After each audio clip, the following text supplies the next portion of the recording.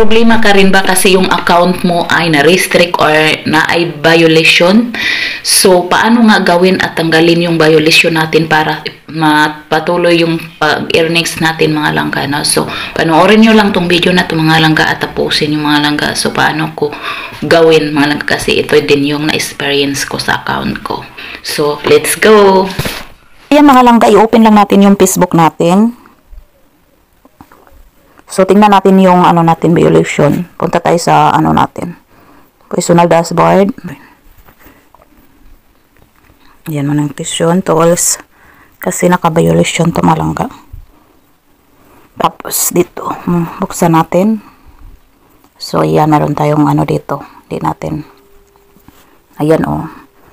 Your profile is lost access to some notification tools. So, view natin. Ayan. Tapos, find na out more. So, ayan. So, paano ba natin to gawin? So, mag-send tayo ng offer mga langga. Dito, screenshot nyo lang to mga langga. Ito yung una, screenshot natin. Balik tayo dito sa menu. Yan. Screenshot mo yan din. Kasi, isi-send natin yung mamaya. Tapos, next, hanapin natin yung ano natin, recommend. Yes. Ano sana yan? Okay. Ay, ito. Screenshot din yan. Ito. Gayahin nyo lang ito mga langga paano ko ginawa yung sa akin. Tapos, balik tayo sa ano natin. Kasi screenshot natin to lahat. Dan, screenshot nyo rin to. Tapos, view. Screenshot ulit. Then, find out more. Saka ito, screenshot din. Tapos, pagkatapos na kayo mag-screenshot lahat, so balik tayo dito sa profile natin.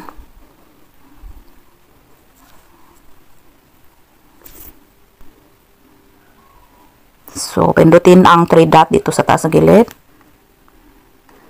Scroll down, hanapin ang help support. Then next, report problems. Next, scroll down. Pindutin ang continue to report a problem. Ayan. So, yan. Na-open na natin. Hanapin dito yung ano mo, kung anong gusto mong i-reflect yung profile ba mo or page. So, page. Ito yung page. Tapos, ito yung profile. I-profile tayo. So, dito, nakalagay. Ilagay nyo dito kung anong problema nyo. Kayo nang bahala kung anong problema nyo. So, kunwari, ito.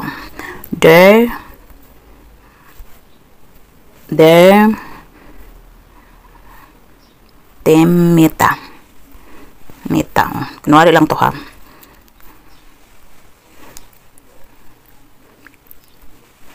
Like to check again my profile account. Thank you. Tapos kung pagkatapos yung ilagay dyan, tapos i-upload nyo yung screenshot nyo kanina mga langga. So ito una, ito upload nyo rin yan. Tapos again ito lahat upload nyo yan mga langga. Yan, lahat ng screenshot nyo, i-upload nyo dito. Next, isa pa. So, ayan. Diba, nalagay na lahat dyan. So, pagkatapos yung mga langga, nasa sa taas, yung merong ano dito, yung arrow.